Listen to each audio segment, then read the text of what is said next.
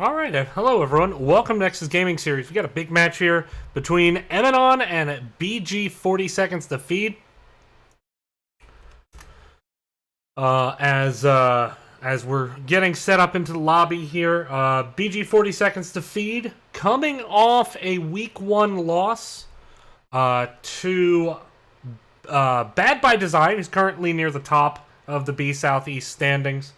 Emanon played Week 1. Sorry, actually, BG40 played Week 2. Emanon played Week 1 against currently chasing Samuro. Got the 2-0 victory there. But we haven't seen either team because both of them played Trait Value, who unfortunately has withdrawn from B Southeast. So haven't gotten a lot of chance to see these two teams yet. Certainly a lot of expectations, I think, this season on Emanon. Previously, they were Die Gaming, now Emanon. So looking forward to this match. Looks like we're getting into the draft soon, and it is going to be Temple of the Spooter King. So Temple of the Spooter King, a map that favors teams that can rotate quickly. Anything that's brawly can be pretty good here. Anything that needs globes can also be pretty good here. So you're looking at like Alexstrasza is a healer that can be good on this map that you don't see as much on other maps. Say for like Shrines, which I should note is banned. Of course, we got a patch just a little bit ago, and so Tyrael and Falstad are both street legal now. Government has removed them from their Schedule 1 classification, and they can now be taken with a prescription from your local offlaner or assassin. First bands coming in. It's going to be May. Emanon not wanting to play against May. Take a look here at some of those May stats. What's the first ban? It's going to be May. I'm sure that's the first time that joke has ever been told. Only a 43% win rate, though, May this season. Which is fairly low given the high popularity rate. Certainly Snowball can make big plays, but I've been seeing more Ice Wall of late. And any tank you can tank, or any tank you can ban, I can ban better. I can ban any tank better than you. And I say that because Garrosh is actually at a 63% win rate. So, statistically in NGS in Season 11, he is the better tank. And thus shall be banned. By the way, I am joined. We'll wait for this ban, and then I'll show you who I'm joined by. It's going to be the Chromie. I am joined by the sweetest, lovingest, 3 of the 4 kittens. Morgan doesn't come down here a lot. She's the top right kitty, but I got Stuart, Colby on the couch, Chloe up on the top. So, best co-pilots any cat daddy could have. I'm not on the team cat daddies, but I think I like to consider myself an honorary member. Actually had a bit of a health scare with Chloe over the last weekend, but she is doing so much better. She's really perked up, and today was the first really great day in a while, so very happy about that. First pick, Tychus. Jumping right on it, no hesitation. Tychus certainly has been more popular. I just realized I don't have any game sound. That is a thing we should fix.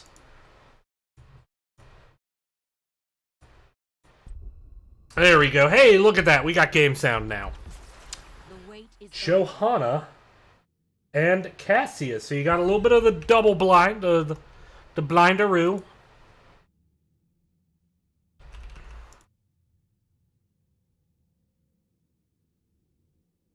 Cassia, surprisingly at a 48% win rate. I say surprising because, frankly, it's surprisingly low to me. Very high predominance in this meta. Here comes the Diablo Stukov. Both heroes have been fairly prevalent this season, to say the least. Diablo over a 50% win rate, only a 46% win rate, 60% popularity rate. Stukov, I believe, has been the second most popular hero, I believe behind Brightwing. 51% win rate, 68% popularity. High ban rate on Stukov this season. Take a look. We got Diva. It's going to be banned out here.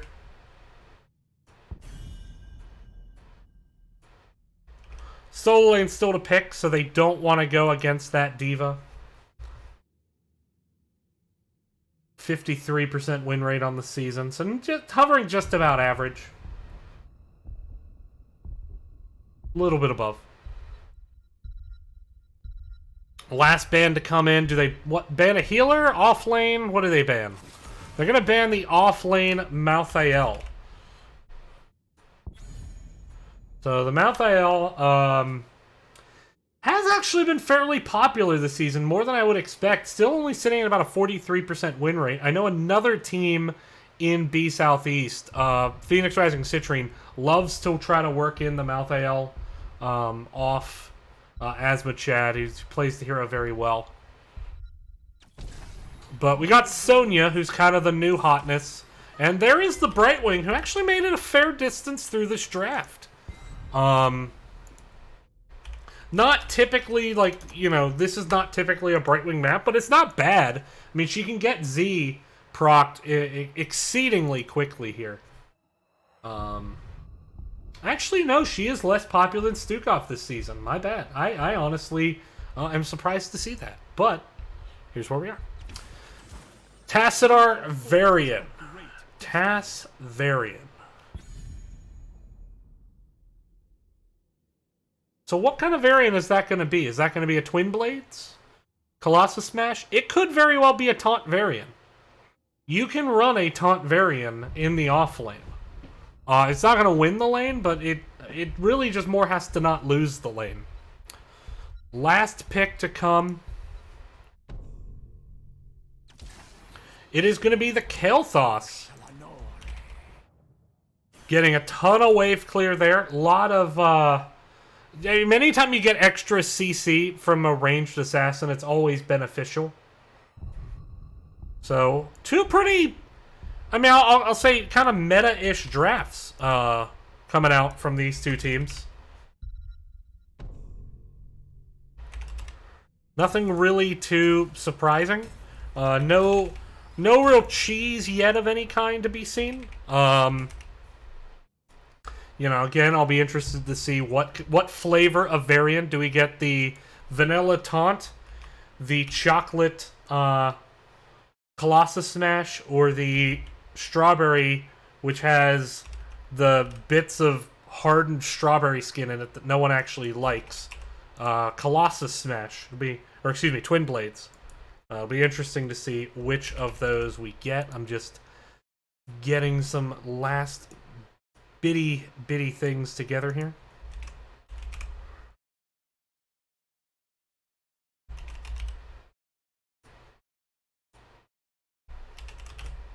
All right, should be good to go. Take a look once again at map picks and bans.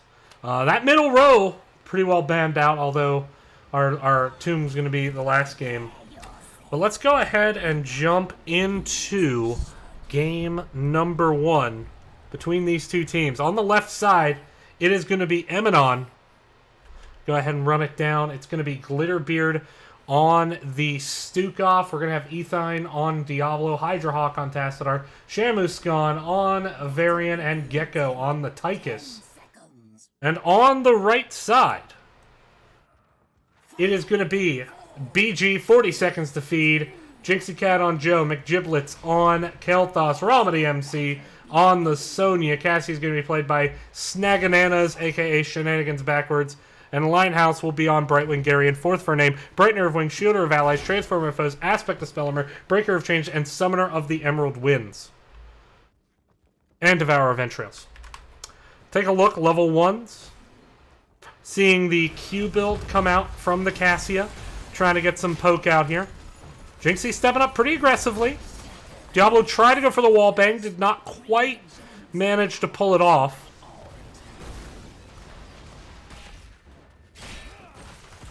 BG40 runs top. They haven't actually... Okay, Kael'thas dropped back to pick that gem up.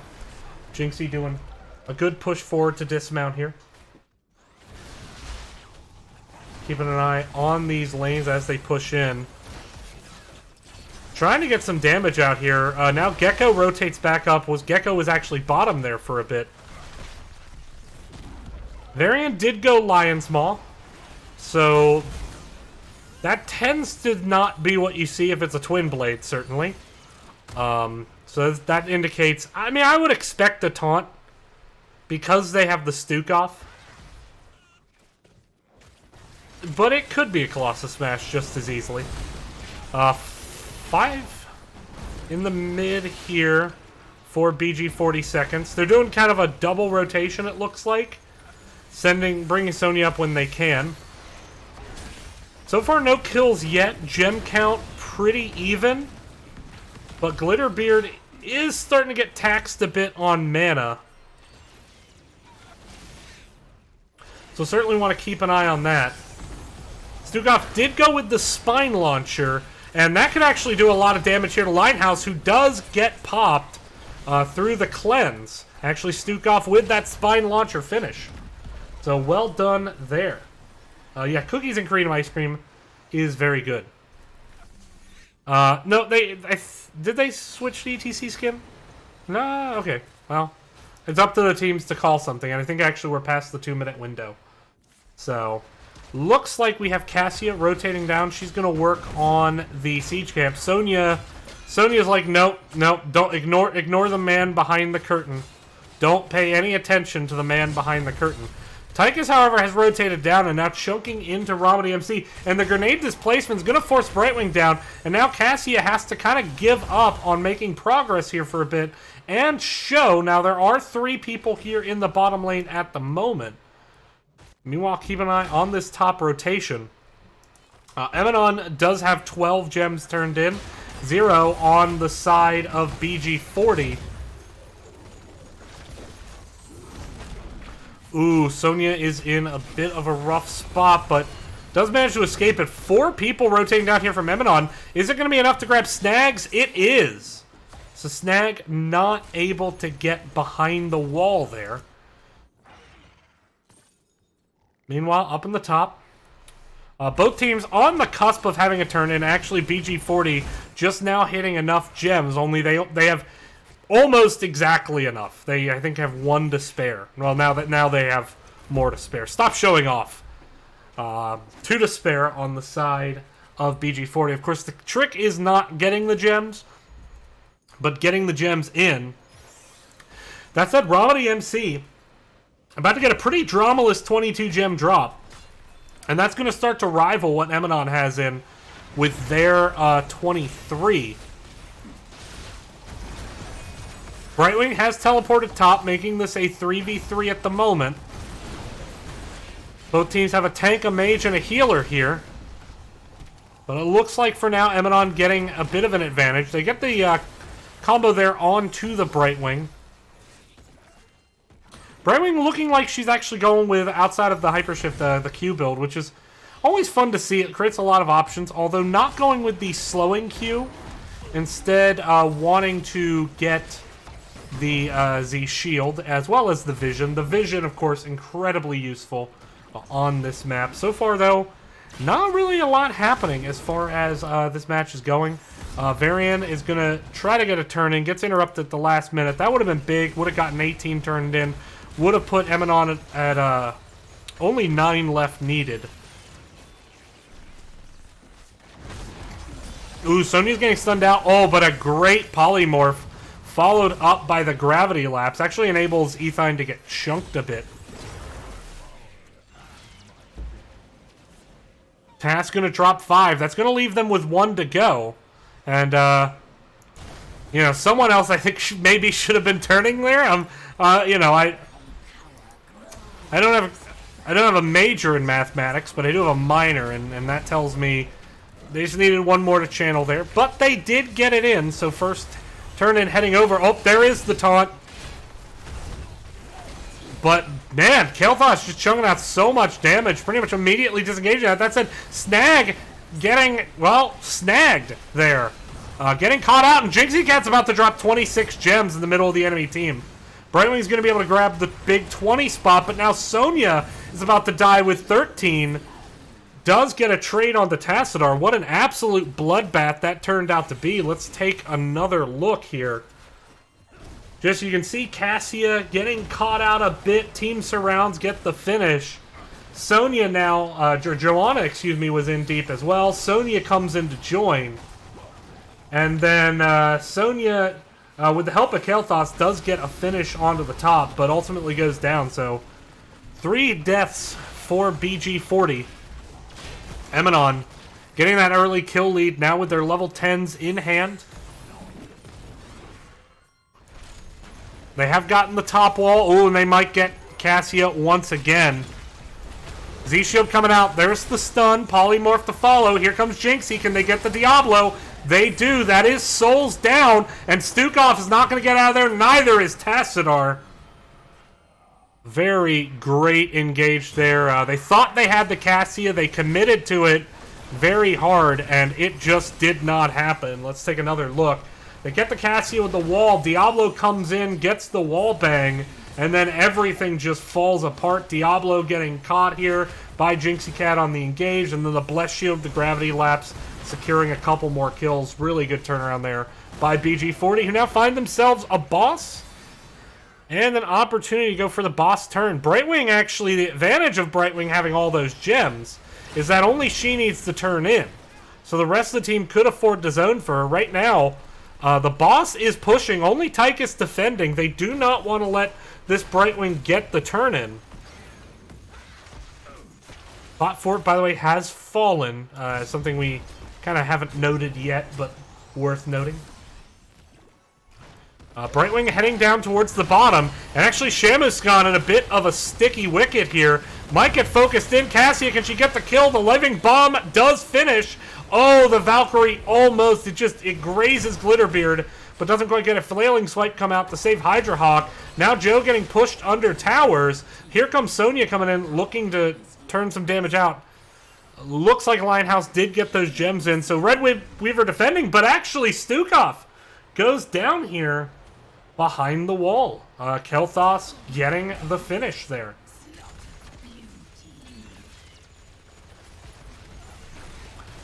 So looks like BG40, they want to focus this top lane. And after being down 5 kills to 1, now finding themselves up 6 kills to 5.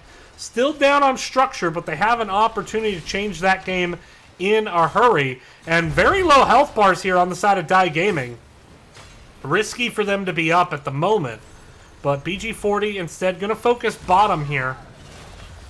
Get some chunk damage onto the Tychus. Start burning down the structure. The Odin comes out. Meanwhile, top fort has gone down. Of course, top lane is the more powerful on the 2 of this map. Or of the 3, I should say.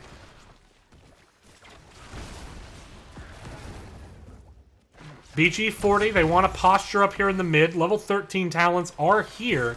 Die Gaming only just now picking theirs. Stukov did not go with the root combo, choosing instead for the lingering spines, lest he get interrupted. Speaking of getting interrupted, there's the Valkyrie. The Flailing Swipe gets interrupted by the Poly and unable to get out of that Flame Strike. And Stukov goes down. BG40 finds themselves another kill, but here comes the turnaround and they find the Kael'thas. Are they going to get another? There's the Poly onto Diablo. Varian looking for an opportunity to taunt. Looks like it's going to be a 1-for-1 trade. Both teams have a turn available. Ethine going to try to drop 14. Hydra Hawk going to drop 15. That will not be enough by itself. Tychus with 18 is going to need to drop gems as well. Shamuskan could just try to find 2 more. Hell, Tassadar could try to find 3 more, and that could work. Looking like he's mounting up. Look like they're going to try to go for this turn in here. BG40 not really looking for one at the moment. They are instead looking at their bottom siege camp. Is that what the BG stands for? Beat Gen? I actually did not know that. So now I do.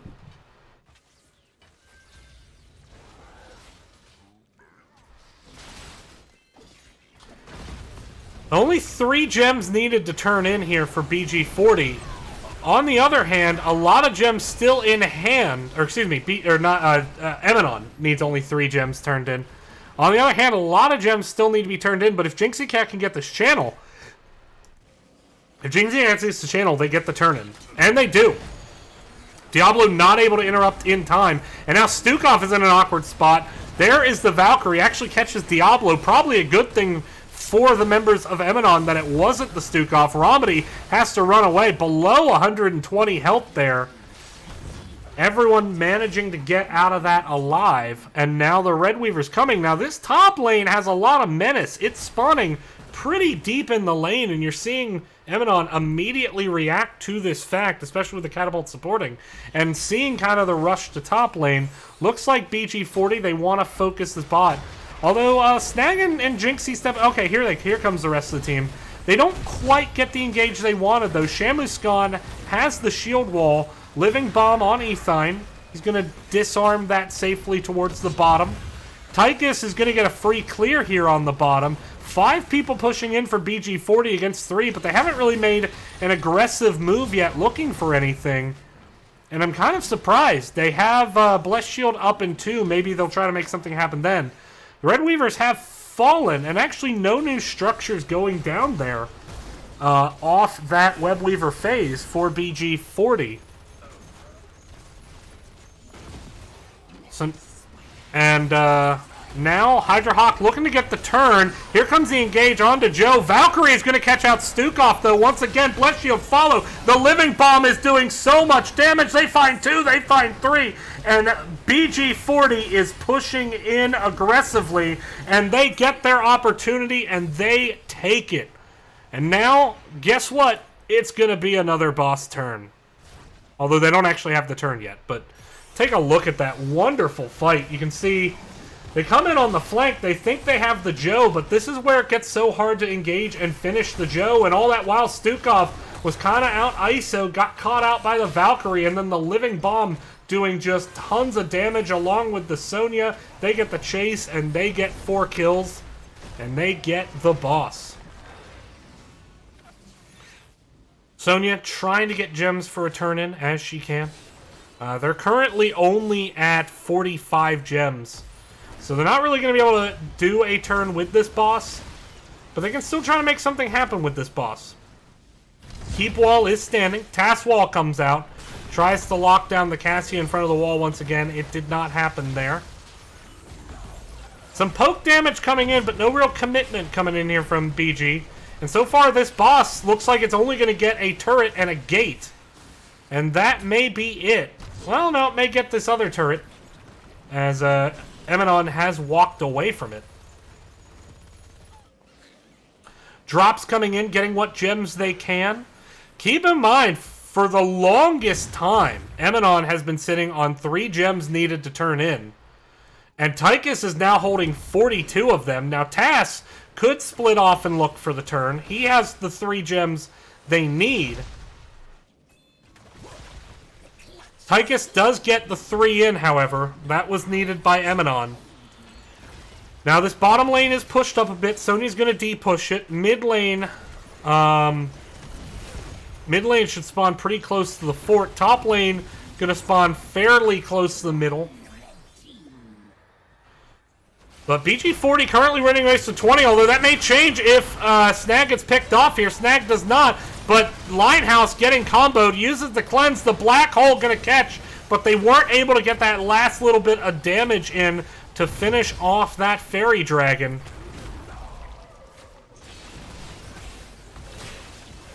I haven't actually seen Growing Infestation in a while from Stukov. I have seen a lot more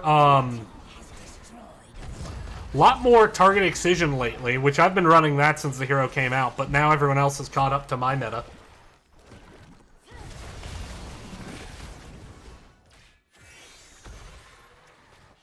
This Webweaver up top pushed pretty far. It actually got... if you look at it, that Webweaver got as much as the boss got, almost. Snag, once again low, but it just doesn't feel like Die Gaming is able to find the finishes the way they were early in the game. Ooh, there's the gravity lapse. Here comes the Living Bomb. Valkyrie, though, splits the uprights. That is not 3 points for a field goal. Tassadar, though, gets chased down. Brightwing and Cassia secure the kill. And now Stukov is looking for the exit, tries to use the flailing swipe. Is he going to be able to get away? Cassia has the instant mount. The silence comes out. They try to find it, and they do. The Q comes in from Snag, getting the finish. Great run down there, and a great, accurate skill shot. And now a turn-in is available. They only need Romedy to drop. Looks like they want to invade. Oh, if they could find Tychus here, that would be huge. But meanwhile, by the way, they have actually lost bot keep off that Webweaver phase. That Webweaver, last Webweaver getting a ton of value for Emanon. Brightwing having to clean that up. No core damage yet. Unless, you know, something is bugged and the core health doesn't come up anymore, which, you know, I mean, it admittedly wouldn't be the first time a patch introduced a bug. My magic is yours. Alright. So BG40 getting the Webweaver. They have the top and mid fort down. Are they going to focus their energy towards the top? Looks like they are. Although that said, Kel'Thas is still fairly far away. The Blessed Shield has come out. They do manage to get the Tychus with the Valkyrie. Emerald Wind trying to separate out the members of Emanon. Diablo running for his life. Looks low, but actually had almost 1,000 health. Did not matter to Romedy MC, who popped them anyway. Great finish there by Romedy.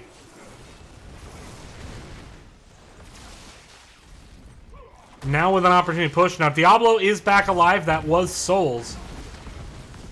Both a good thing for the members of Emanon in the standpoint of they live to fight another day, but a bad thing in terms of now their Diablo is just significantly weaker than he was a moment ago. And, man, these living bomb spreads again. That Gaming gonna have to handle these a little better. The Flame Strike's doing a lot to help get the living bombs out. But that said, Emanon holds. All their keeps are still standing. And BG40 unable to find that keep. So despite the now 16 or 14-6 kill advantage, they're not actually closer to having a real win condition than they were a moment ago, arguably. On the other hand, bottom lane completely empty. Jinxie Cat has shown they know that Jinxie's below them. Brightwing is in a bit of trouble.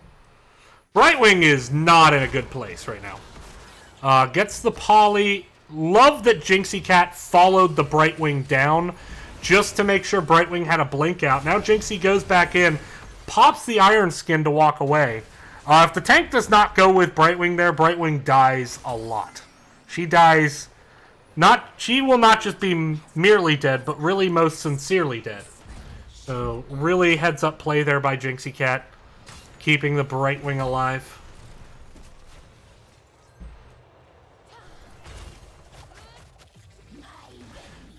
Now, these Web Weavers are going to all start pretty much center of the map.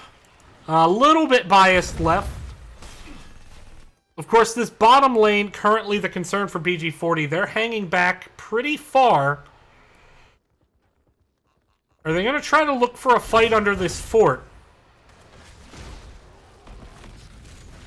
Right now, Jinxie Cat could come out of the bush, and they might be looking for the side engage, but the task wall actually spots Jinxie out, and there comes the taunt and the silence. Jinxie having a hard time getting out of it, finally does. Tassadar, meanwhile, goes down on the backside to Sonya. Now Diablo isolated, and this time he will be down for the count. But despite getting those 2 kills, BG40 cannot just run it down and end. They have to deal with these Web Weavers pushing. Do they go for the third boss? Question mark?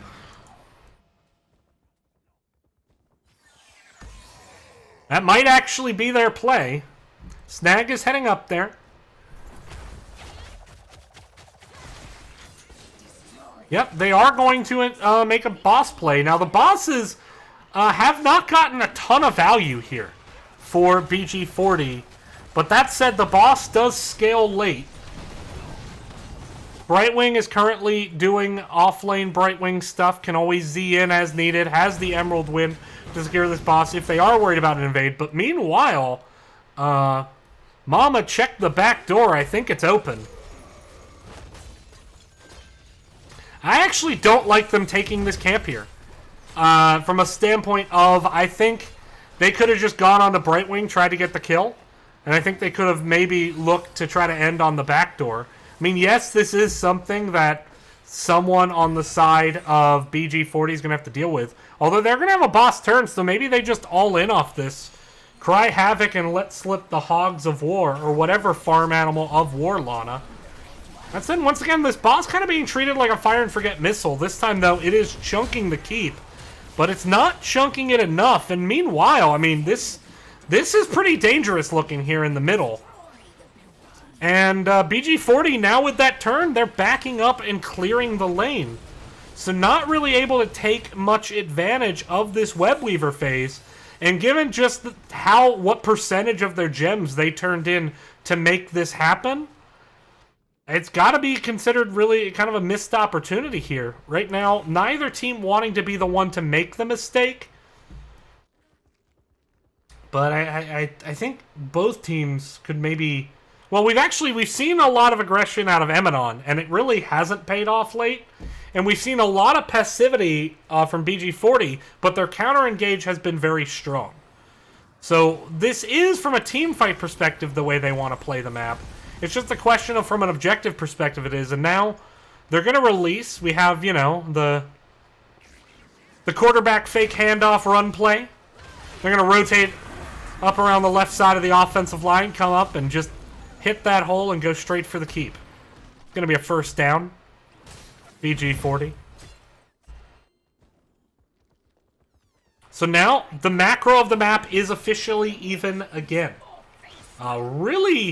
Really drawn out game here. BG40 very much focused on keeping the map under control. Both teams with about mid-40s gems, but the difference is Emanon, who now has 50, only need 15 more to turn. On that side, you're looking at 27. That's 5 ways versus 9. But Emanon definitely wants to take a fight in the bot lane if they can. If they win the fight, they absolutely end the game. On the other side, if they lose the fight, they can try to get their survivors up top and stall long enough for the death timers because there's a farther run back. But that said, Sonya looking at the flank. Here comes the Valkyrie onto the backside. Big root.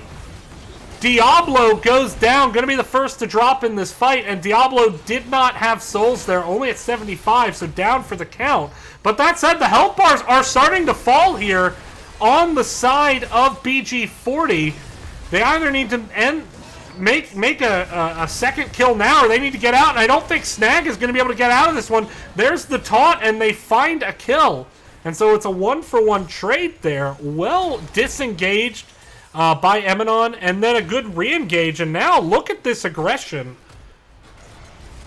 This is a very aggressive play that they're going for here. But they find the Joanna, and that is huge. They got to be careful of this living bomb spread.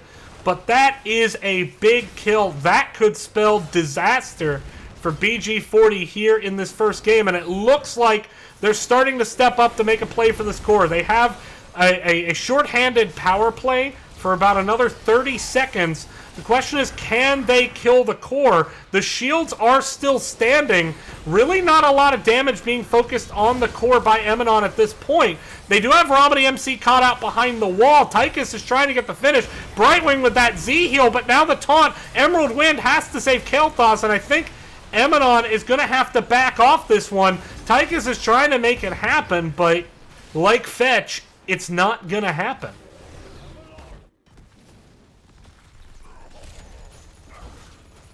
So a good core defense there by BG40, despite losing the Joanna. And now Joanna is going to be back up in 3. Diablo, 81 gems and counting, but or 81 souls in counting. But if this is going to be a turn, there's no interrupting this at this point. Oh, Shamus Khan didn't finish the turn. Shamus Khan did not finish the turn of the 45, and now Glitterbeard not feeling safe to turn either. And so they had the turn-in opportunity, but now they also have to back up, deal with some Katas up top. We'll see if any permanent damage is done to the core. No, Tychus cleaning it up before that can happen. Missed opportunity to turn in there by Emanon. I think they're just worried about that engage from the Sonya. Now trying to zone out. Glitterbeard, if he drops, they only need 5 more. Oh, Diablo is deep. Has to dodge the Valkyrie. Still low, and I don't think Diablo's getting out. He is not. The flailing swipe trying to save, but it's just a bit too late. Now the turn on to Glitterbeard. Glitterbeard is not going to be able to get out of there, and that might be enough for BG40 to end this game, especially if they get the Tassadar. They do. So BG40 now with the opportunity, they can run it through the mid lane, up and around the keep. They're going to go actually top. Plays a bit safe. Tychus going to throw out the dismounts. Diablo is going to be up in 38 seconds. Sonya is the big core damage, but she's actually dismounted, and Tychus and Varian are on the chase, looking for the back flank. If they can get this Sonya, that's going to be big. But that said, they didn't really do any major damage, and Jinxie Cat and Kel'Thas are already on the core, and now the problem with that back flank going for the Sonya is how far away from your core you are. As permanent damage starts to set in, I think BG40 is finally going to be able to seal this game. It's a 20-minute Temple of the Spooter King game coming to an end. BG40 gets the W. Very, very well done by BG40. Very inauspicious start, if I'm honest, for them. They kind of looked a bit disorganized, had a couple picks, but seemed to get it together, and you got to always give respect to teams that, you know, find a way to kind of just cool their nerves, bunker down, and get the finish. That was, of course, their map choice as we head to the post-game. That's going to put them up 1-0 in this series. BG40 now taking the lead.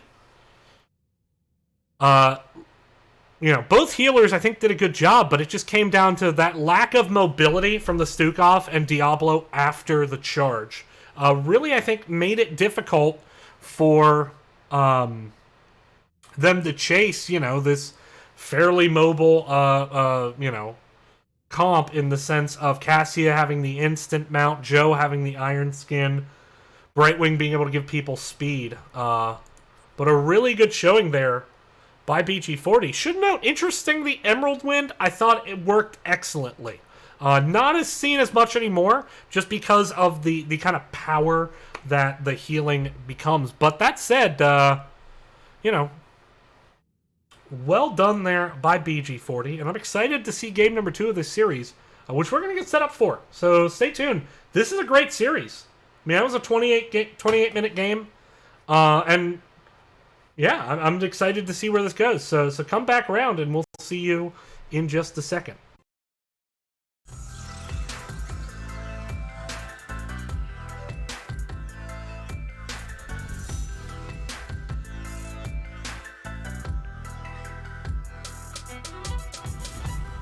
All right, welcome back, everyone, to the Nexus Gaming Series. Your host, DB Smiley here, bringing you BG40 versus Emanon. Emanon had a great start in the game, wasn't able to get... I think that last turn-in could have made a difference. And ultimately, BG40 manages to run them down, find a triple kill, and use that to core. And now we head to the towers, which are most full of doom, aka Towers of Doom. I'm excited for Game 2. Emanon choosing to opt once again for first pick. I should note that BG40 picked map for Game 1. They won the toss and chose to go map. So Emanon not wanting to take that away from them, still saying, like, okay, we'll do better on the next map. We want that first pick. Should be noted, did not see Falstad in that first game. Granted, it was Temple of the Spooter King. You're not going to see a lot of Falstad on Temple of the Spooter King.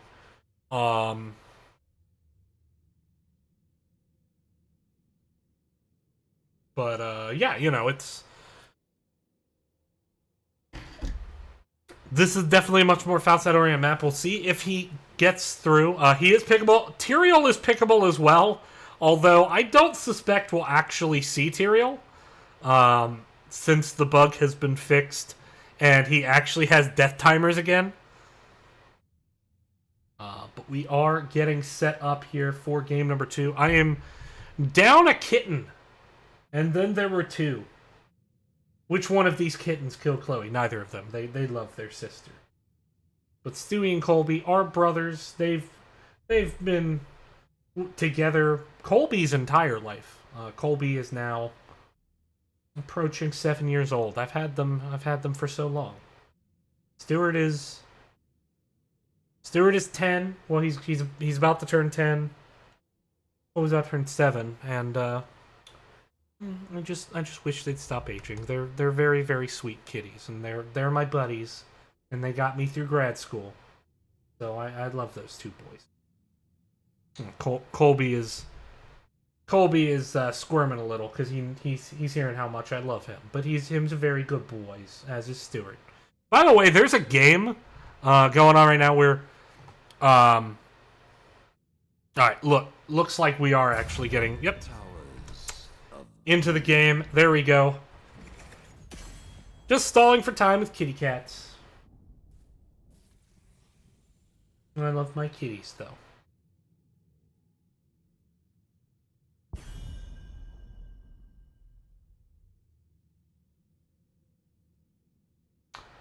Emanon and BG 40 seconds to feed. Round 2. We'll see if any bans are adjusted based off what we saw in the first game.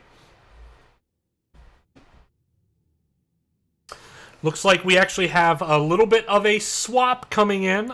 Tetcher is stepping in, actually, for Romany MC, who I thought really had just a stellar game in that first game of the series. Might be internet issues, or you know, might be a planned substitution.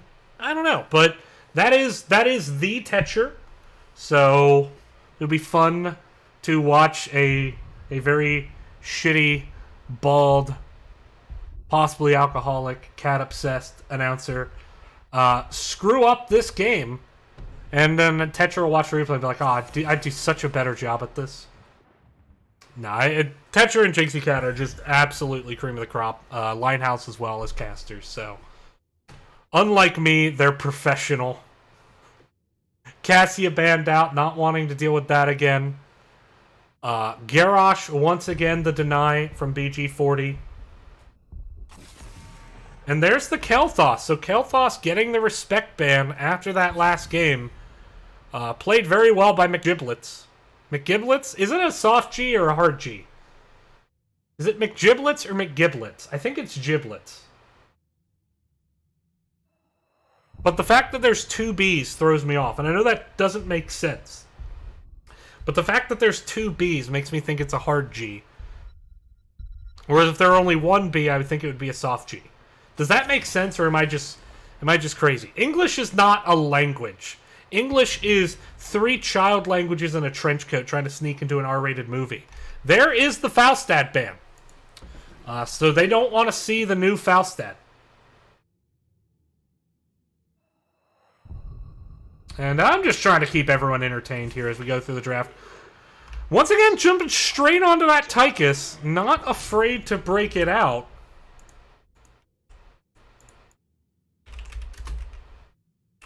Take a quick look here. And now I should note this this won't count the last no, that was the first first map that Gecko played Tychus, so I thought maybe they play elsewhere. McGiblets is actually going to jump onto Stukov, so bit of a role swap, and this was something I was kind of prepared for with this team, where there aren't clearly defined specific roles, rather a bunch of hero picks. And it makes this team hard to draft against. Can make them unpredictable. On the other hand, of course, you have to negotiate communicating those kind of role swaps around and what different roles people take on the team. So it is interesting. Li Ming going to be picked up by Hydra Hawk. Gets gets good stall on this map, good poke. Always useful here. Shamuskan is going to jump onto Hogger, who got banned out in the first game. Made it through so far. Brightwing is available. Well, does that get banned? Do they continue the tank choke? They don't have a tank of their own. So it would be risky to ban a tank if they wanted to play it. They're going to ban Amana. So we got the bananas.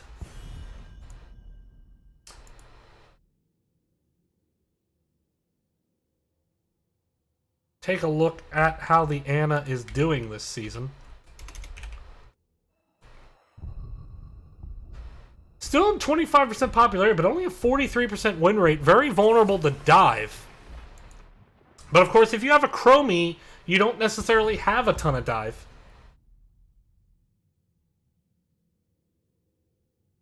The Sonya is going to get banned out. Now, Ramadi MC not in this game, but still not wanting to deal with that.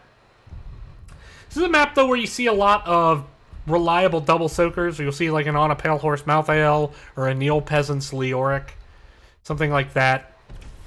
It's going to be Diva and ETC. So, ETC is actually the squishier of the two frontliners, arguably. But it does give ETC some cover. They got to be careful, of course, not to boot people out of Mosh, assuming it is a Mosh and it's not a stage dive. So, I actually think stage dive right now is riskier than Mosh to try to pull off. Because when you go in for the landing, it's like a giant target that says, throw your shit here. And everyone throws their shit there right as ETC lands, and ETC just dies. And that's what he does. We have the Uther pick coming in. Now, that Uther seems kind of like a bit of a risky pick into the Chromie. Chromie can do a lot of sustain damage. And there's not a lot of self-sustain. I mean, Ming doesn't really have self-sustain. Anub doesn't really have self-sustain. Tychus doesn't really have self-sustain until 13. And that means that they're going to have to do a very good job not taking cheap damage on the side of Emanon. But the engage potential they have to lock someone down and blow them up is pretty strong. So we'll see what happens here. On the face of it, though, I gotta be honest, I kind of like BG40's draft a bit more here in this game number 2. But we'll see, because every time I've said that before, almost without exception, the team whose draft I said I like more has lost. So maybe I just cursed them. I don't know. We'll find out. Excited for this game number 2. Again, BG40 up 1-0 in the series. Take a quick look at the standings. These two teams, while they look further down, this is more a side effect of they haven't played as much. This is only their third match for both teams. Emanon is coming, and keep in mind, a bunch of teams got credit for a forfeit. All the teams got credit for a forfeit by trait value. Emanon and BG40 were supposed to have played trait value by now. So that kind of arbitrarily lowers them in the standing, which is to say that if Emanon brings this back, they would be on pace to be on track with Deckard's erudition, currently up at the top. On the other hand, BG40 did lose their first match in a domination to Bad by Design, so they'd still be a little bit off the pace of the lead. But here we go. Jumping into the game, Glitterbeard on Uther, Ethine on Anub, Hydrahawk on Li Ming, Shamuskan on Hogger, and Gecko on Tychus. It is Emanon. And on the right side, BG 40 seconds, Jinxie Cat on the ETC. We got Snag on the Rainer, Tetcher on the Diva, Linehouse on Chromie, and McGiblets is going to be on the Stukov. What flavor of Stukov do we get? It is the Reactive Ballista Spore Stukov. I am still Fetid Touch till I die Stukov.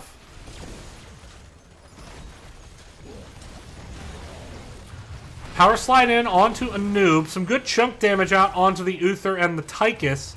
Diva rotating top. They actually sent Li Ming up top initially to try to maybe put Diva behind in this rotation. But some aggressive defending here. Oh, Gecko might... Gecko, no, he'll be fine. ETC, I don't think, can dive tower this early in the game. ETC did go in for Block Party. It's a bit of an interesting choice into the Tychus. Ooh, Snag, though. Snag just got caught reposting in the wrong neighborhood, and now McGiblets may pay for his sins as well. The sins of the father, DPS, sometimes pass down to the healer son, but in this case, they did not.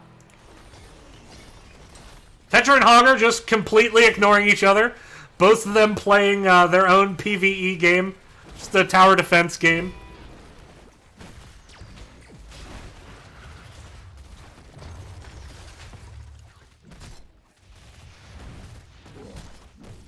Stukov currently cleaning up this camp with the help of Snag. They do get their sappers. Sappers on the other side of the map as well.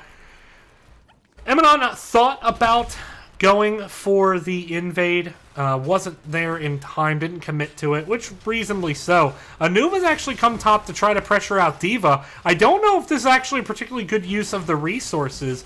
Even if they get the mech, which they're not going to, you know, D.Va's still D.Va. And meanwhile, I mean, you got this 4 pushing at 3. That said, Snag is getting lit up by Tychus.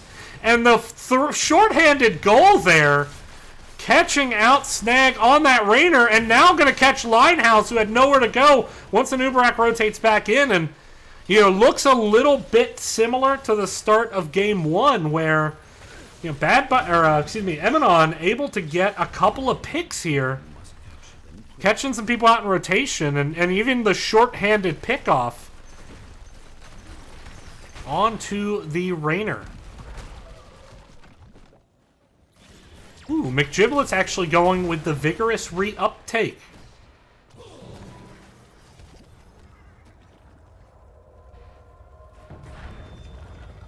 Triple Shrine phase. Snag is going to start the channel. No way he doesn't get interrupted. He's actually going to break it off. Jinxie Cat already taking a bit of damage up towards the front. It's actually a Nubarak up in the top who trades with the D.Va, which did free Hogger up to come down. Hogger now trying to zone D.Va. D.Va does have the mech. ETC steps forward to interrupt the Li Ming channel. Mech is available. The mech bomb drops. That should buy some space. Health bar starting to fall a bit as the Stukov is going to have the better sustained healing than the Uther in this type of situation. Now Ethine is going to have to run away, but Tetcher on the chase. You can run, but you can't hide. It is Dog the Bounty Hunter. I've never actually watched that show. I've watched the South Park mock-up of that show. Show the Raven Lord the extent of my power. Your failure will soon be complete. So, getting the initial tower shot lead is BG40. Still down level 7s. ETC goes in for a very aggressive slide under towers. Even if he caught the Uther, I don't know how much they do with it. Hogger has at least gotten the D.Va mech. That's going to slow that double rotation. See Rainer coming up to mid to help clean that lane up.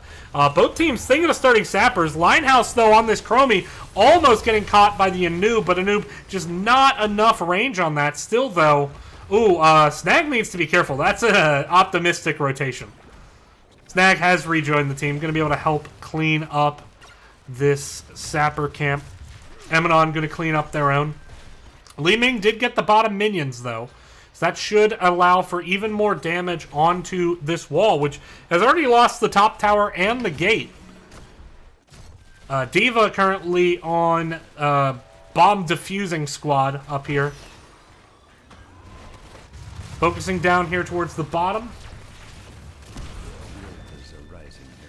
Both teams pretty content to just clear each other's sappers. Oh, but here comes the engage. Oh, but a good silence and slow from McGiblets. The thing about the Stukov root combo is you want to practice landing it because it works well before you hit 13 because of how significant that slow is. Yeah, the root is great, but honestly, you don't need it so much as you just need the combo. Anub is currently getting a free channel mid. No, ETC going to interrupt that. Ming getting the channel bot. Chromie going to have to poke in. Throws in the Dragon's Breath to get the interrupt. Uther stunned, but not able to stop it. Meanwhile, here comes the rotation down. Now ETC looking onto the back, possibly looking onto Hydra Hawk, using the face melt to buy some space. Hogger in the back line might get caught out. Does blow the whirlwind, is unstoppable. D.Va got the channel in the mid lane now.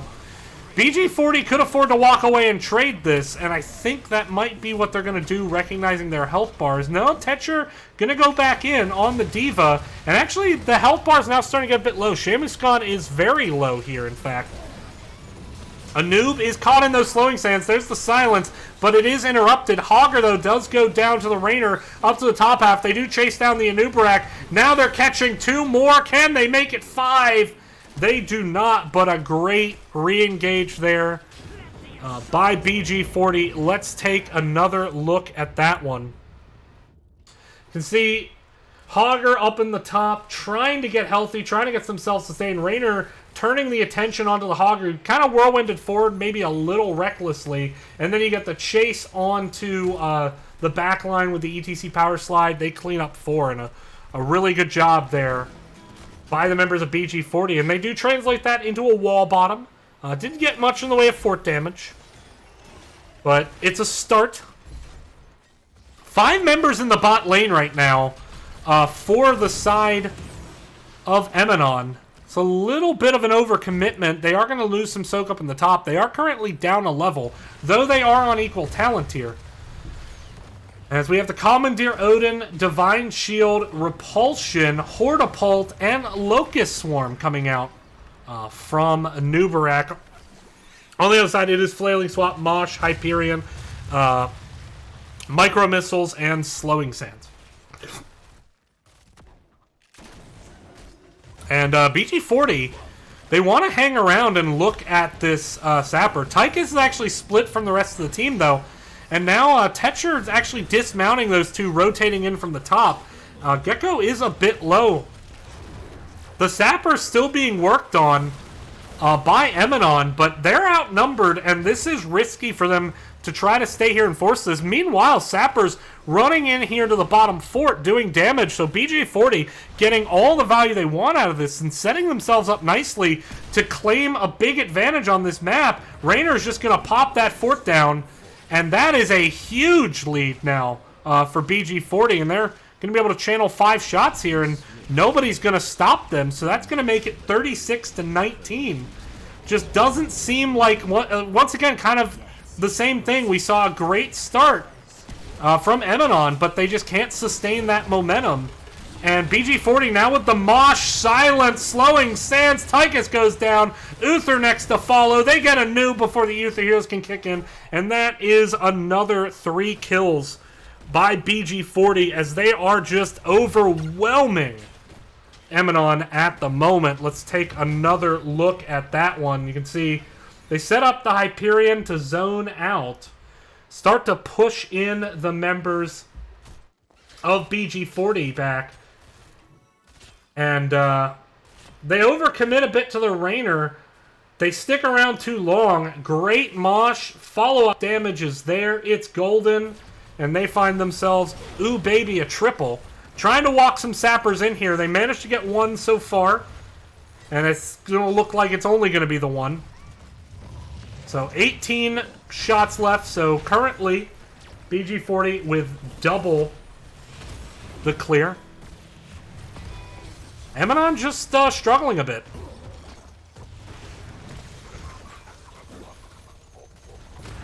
And BG40, they're committing the 4-man to the defense. This is a standard play here. They're going to throw out the Commandeer Odin to try to make something. Ooh, Snag might get engaged on here. There's the combo. He does go down. Can they get the Anub turnaround with the silence? They do. Now Jinxie Cat trying to turn the corner onto Uther. The slow does not last long enough for the corner to be turned. Jinxie Cat still stepping up, looking for that power slide, but might need to back up a bit because of that Ming. Oh, tried to slide through onto the Ming, but Ming, just that tiny hitbox, does enable her to get through there.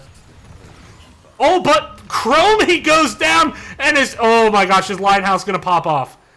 Didn't get the kill on the Gecko. Still got the kill onto the Ming, and without any CC, I mean that's just good shooting, Tex. Tetcher gonna get the channel. That is another 5 shots. It is 13-36. And Emanon just trying to recuperate here. but they are about to be down level 16 talents. They need to get soaked. They need to try to reconvert this bottom left tower, but BG40, no intention of making it easy for them. That said, they may have found themselves snagged once again, and here it comes. They're looking in. I think Hogger may have given away the game, but they are now able to turn on to Chromie and find the kill there. Diva is on the point. Tychus was the only one trailing. ETC finds her. He finds the 4-man mosh. There's the silence underneath it, and they're going to get kill, and another kill. Is Shamuskan going to get out? Does not. So they commit. They find the Chromie, but Jinxie Cat just putting Emanon on a one-way trip to Mosh City, and oh, the rundown. Great rundown. Stukov enabling Raynor to finish the kill. This is just falling apart. BG40 has just found another gear. I gotta tell you, if this team can clean up their early game, they are going to be hard to beat. I have opened a tunnel near our core that leads to the battleground center. Focus here on the Jinxie, but there's the root. You're going to push them back. This fort is still standing, by the way, and it is still red. And right now, Chromie should be able to get this top right channel. So this is, this is game, set, match situation here. You know, Emanon has to get 2 of these channels or the game ends. And we're not seeing the urgency out of them that we need to see. And if Chromie gets this channel, that's it. She did not. The Hortipult used. Ooh, may be able to get onto the Chromie. The timeout is going to help. But this is do or die now for Emanon. They do get the Chromie. That's big. Enough of this charade. Tetcher gonna run out of there. Only 2 health left, though. And that makes any Sapper Wave or the boss a GG situation for BG40. And with 30 health left to go, that's a lot of time to play with on the side of BG40, especially when there's not going to be any more triple ultra phase. It's going to take something akin to a 6 cap for Emanon to win this. And it's going to be hard to 6 cap when you're already starting in a 1-5 hole. They are going to look for a kill here, I think. No, they're going to just pop back. They need to start reconverting their structures. It is 2-26. Next altar phase is a double. And now we're seeing the shell game start to unfold from BG40.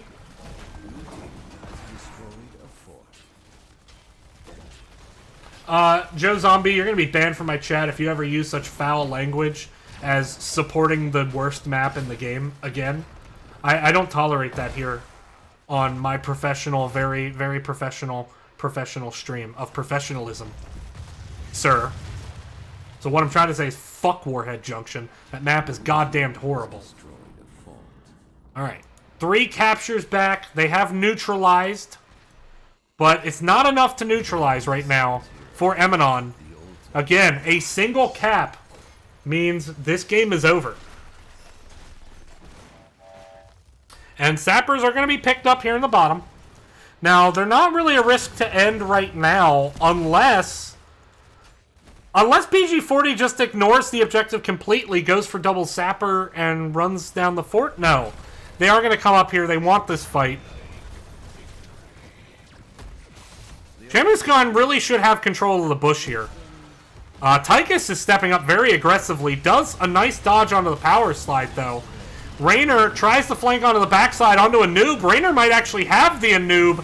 The Anoob does go down. Li Ming got the back channel, but now it's a 4v5, and Emanon has to win this fight, but I don't know how they're going to be able to do it.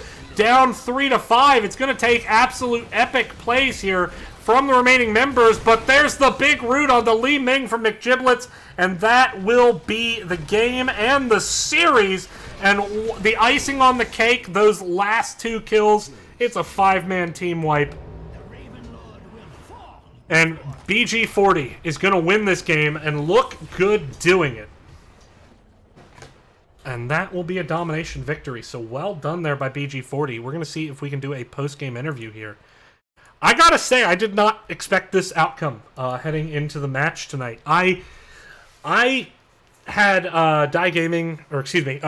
They were Die Gaming last season. Emanon as really my top team in the division, and they did not show, I think, the organization or the macro that I think they've showed towards the end of last season.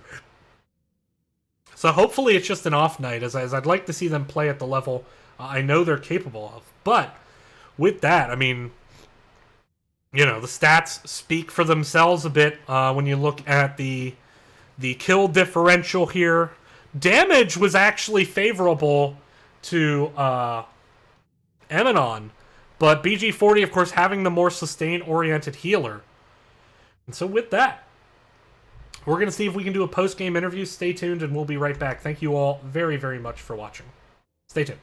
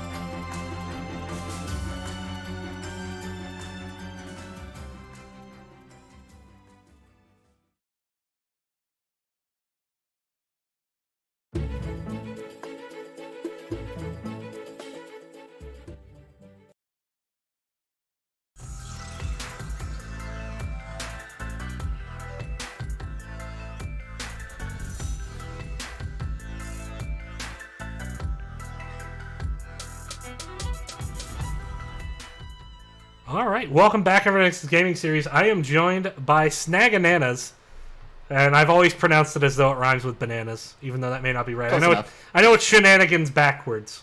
That's all that matters. But that's awkward. But that's awkward to say, so I just go with Snagananas. But with that, congrats, obviously, on the 2-0 victory. I mean, how are you guys feeling after that set? Good. I think we're all pretty tense. There was definitely a lot closer. There was a lot of games, if you were listening to our comms, Jinxie was doing POV, that we're probably screaming a lot. So they were definitely intense games, and we feel good about it. Definitely better than our last NGS match, so that's always a good good kickback. Yeah, so I mean, that's the right word.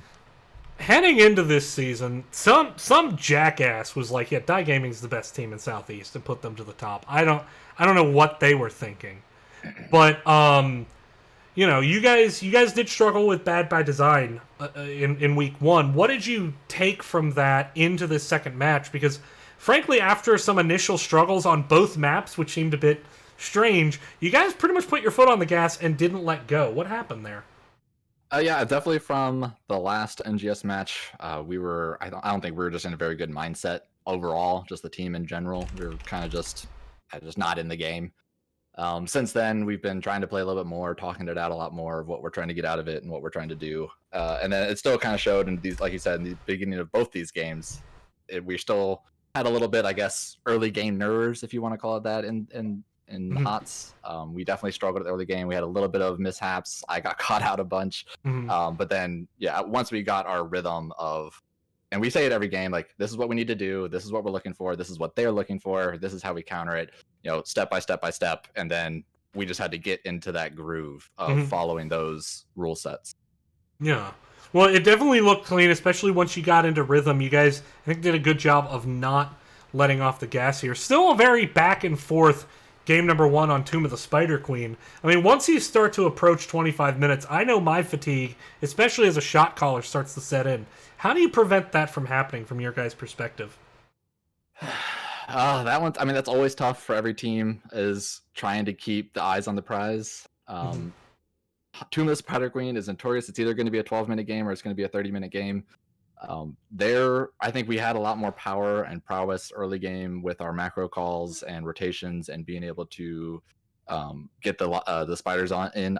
I think more often than not, with our turn-ins, we were not able to get as much pressure as we would have wanted, just because they got scarier and scarier with the Varian and the Tassadar, and then Tychus. So we were trying to find windows when they had to separate out, because they didn't have a lot of wave clear. It was basically just Tassadar. So once they separated out, we're trying to make windows there, but a Variant taunt on a Cassia or on a Kalthos can almost one shot. So it was still pretty tough to turn into him or to push into him, which made it turn into a late game team fight. Right. And then once it got into the mid late game, I think we made it, when we did that one call to go boss after we killed 3 of them.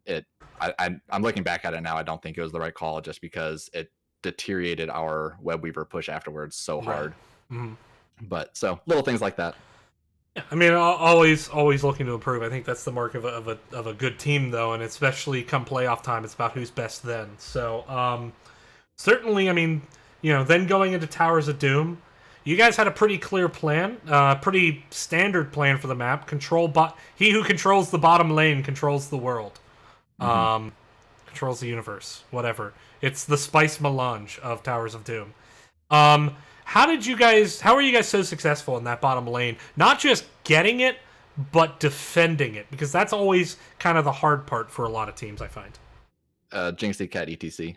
Yeah. That's what it was. I mean, honestly, I think it was what first gave it to us was the a 3-man mosh somewhere. I don't know if it was. I think that was past the keep. I remember which one you're talking about. It was really good. We got I think after we got that bottom tower, where it was a solo bottom tower, then we were able to push into that fort, and then defending the fort, because it did get really low. I think we defended it with an amazing mosh pit.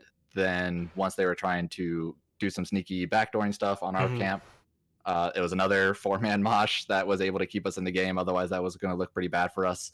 So it was definitely the ETC, Jinxie Cat on the ETC, looking for those winning moshes. Yeah, she played really exceptional in that second game, especially.